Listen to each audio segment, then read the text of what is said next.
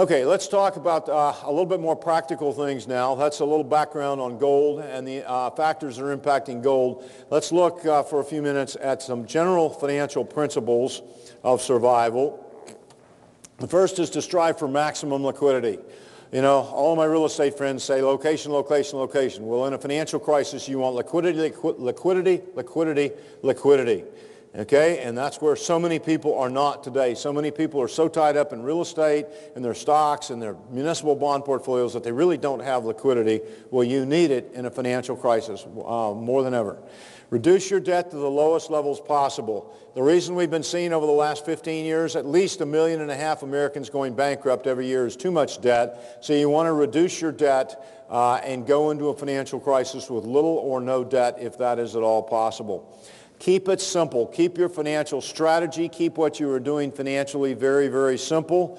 Get back to the basics. Go back to the very basics that most of us learned growing up, but in this sophisticated world that Wall Street has given us and the so-called new paradigm, we've kind of forgotten the basics, and that's why we've got this multi-trillion-dollar credit default derivatives bubble, which is now imploding on us because we've got away from the basics.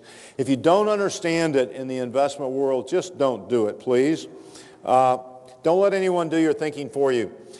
You know, we can try to help people discern and understand the times and join some of the dots with our newsletters and our talks and David's a weekly program on the internet and so forth. But in the final analysis, you've got to do your own thinking for you. You are responsible for your own assets, not your stockbroker. He could care less. He's just there to make commissions off of you. And not your bank trust officer or your money manager or whatever. In the final analysis, it's kind of like your health. Your doctor may mean well, but if he makes a mistake, you could die. So you've got to take responsibility for your health and your wealth. Okay?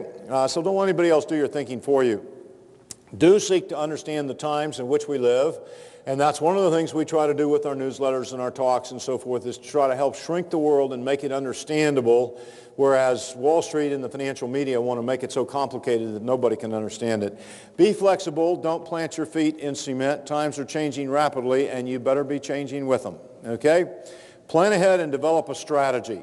Now, I think that's what we spend a lot of time doing with our clients over the phone. Clients come and see us back in Durango. We have a lot of people fly up to Durango and see us. Or when we do consultations after these meetings, is we do work with people on a strategy, what we believe can make sense for them over the next 3 to 5 to 7 years. If you don't have a strategy and haven't thought through and have some kind of fail-safe plans, what's my plan B if a lot of other things begin to fall apart?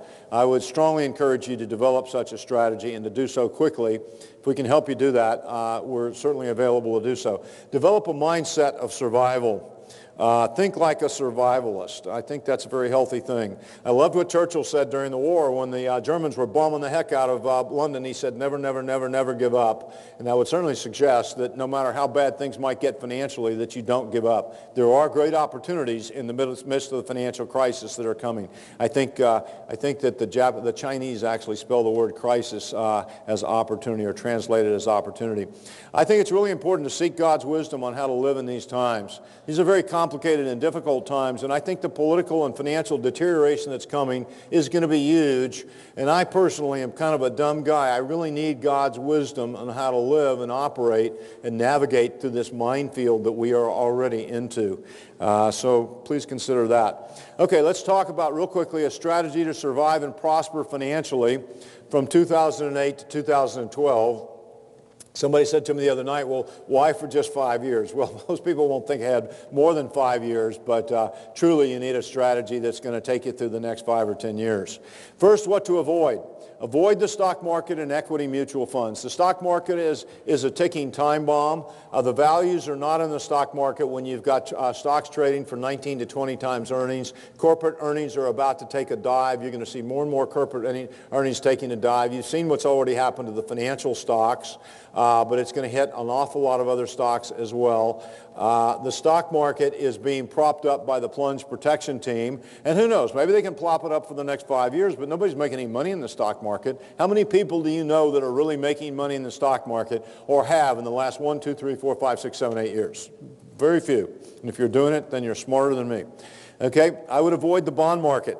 The bond market is going to have major problems because of what's happening in the dollar and because long-term rates are going to get forced up and because bonds are going to turn out to be very, very illiquid. I would be real careful and avoid most money market funds, maybe not all, and we'll give you some exceptions to a few of these things in a minute, but money market funds are riddled with toxic derivatives paper. Yeah, that's what they did to bump their yields by an extra 0.25% or 0.5%. A lot of them started dipping into the derivatives troughs, and you've already had 12 money market funds go under. And that was as of late last year. There may be more since then. A couple of them belonged to Bank of America, a little bitty bank, and they went down. They were infected with derivatives. So be careful of money market funds. Avoid buying too early in a falling market. I've had a lot of friends tell me, oh, I'm going out and I'm going to really, I had a friend tell me this the other day, who was going to plunge several $1 million into New York real estate because it had come down and it was a great buy. I said, no, Joe, don't, please don't. Wait another 2, 3, 4, 5 years. There's a time to buy, but when you buy too early, you will get crucified, just like a lot of these sovereign wealth funds came in and